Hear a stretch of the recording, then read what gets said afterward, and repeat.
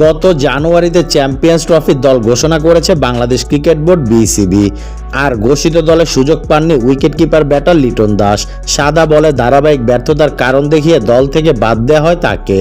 যদিও বাদ পড়ার পরে বিপিএলে রেকর্ড গড়া এক সেঞ্চুরি হাঁকান এই ওপেনার। টাইগার ওপেনারকে দলে না রাখা নিয়ে বহু আলোচনাই হয়েছে।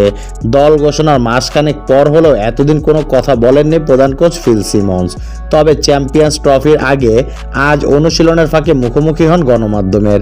লিটন দাসের না থাকা নিয়ে মিরপুরে সিমন্স বলেন, মজার ব্যাপার হলো আমার লিটনের সঙ্গে কথা হয়েছে।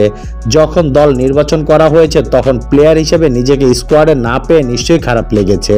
আমি জানি সে নিজের প্রস্তুতি নিচ্ছে এবং ব্যাটিং নিয়ে কাজ করছে। বিপিএলে দেখেছি লিটনের ফর্ম কিছুটা ফিরে এসেছে। তার মতো প্লেয়ার আমরা অবশ্যই মিস করব, কিন্তু একই সাথে সে নিজেও স্বীকার করে নিয়েছে যে সে ব্যাট হাতে রান পাচ্ছে না দেখেই তাকে স্কোয়াডে রাখা হয়নি। কিন্তু আমি একটা কথা বলতে চাই, লিটন ফিরে আসার জন্য অনেক পরিশ্রম করছে।